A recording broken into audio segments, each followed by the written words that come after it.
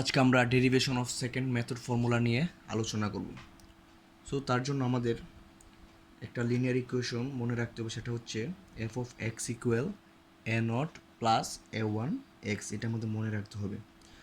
So যদি এই ইকুয়েশনটা calculation করে এক্সের কোনো রুট পাওয়া যায়, মানে রুট তো পাওয়া যাবে, ওই রুট দিয়ে যখন ইকুয়েশনের সেট আপ করা হবে তখন হচ্ছে এফ অফ এক্স জিরো হবে, মানে সমীকরণটা সিদ্ধ হবে। সো আমরা ধরে নিলাম এক্সের কোনো একটা ভ্যালুর জন্য এটা জিরো।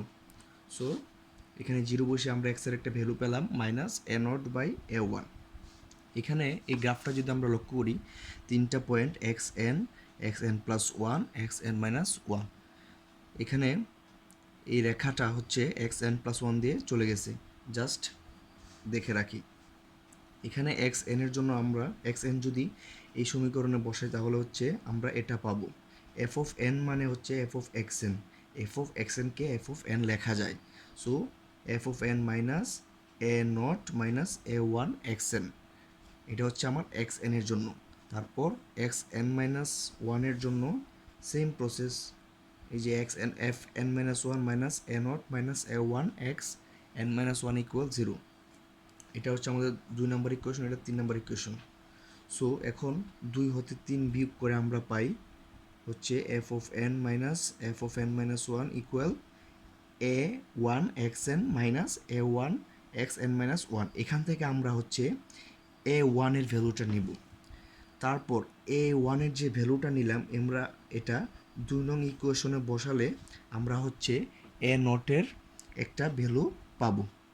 সো আমরা দুইটা ভ্যালু পেলাম, সেটা হচ্ছে এ ওয়ানের একটা ভ্যালু, এ নটের একটা ভ্যালু। আমরা আবার 1 নং সমীকরণে জানি x equal a naught by a one. So আমরা এ নট আর এ ওয়ানের যে দুইটা ভ্যালু পাইছিলাম এগুলা জাস্ট এখানে সেট আপ করলাম, করার পর এখানে উপরে নিচে কাটা যায়। সো থাকে এই একটা ভ্যালু, এই একটা ভ্যালু। এখানে যেহেতু মাইনাস আছে, এখান থেকে একটা মাইনাস কমন নিয়ে মাইনাসে মাইনাসে প্লাস করে জাস্ট আমরা এক্সের একটা ভ্যালু পেলাম। এখন আমাদের ফার্স্টে কন্ডিশন ছিল এরকম যে এক্সের কোনো একটা ভ্যালুর জন্য আমরা এফ অফ এক্স জিরো ধরছি, মানে ইকুয়েশনটা সিদ্ধ করেছি। সো এটা আমাদের এক্সের এই ভ্যালুটা। সো এক্সের এখন এটা হচ্ছে এক্সের আমাদের ক্যালকুলেটেড ভ্যালু। সো আমাদের নেক্সট অ্যাপ্রক্সিমেশন মানে পরবর্তী ভ্যালুর জন্য আমরা কিভাবে যাব, পরবর্তী ভ্যালুতে যেতে হলে আমাদের ইটারেশন করতে হবে, আর ইটারেশনের জন্য আমাদের এক্সের এই ভ্যালুটা কি নিতে হবে। সেই জন্য আমরা F x n plus one সমান এই ইকুয়েশনটা লিখতে পারি।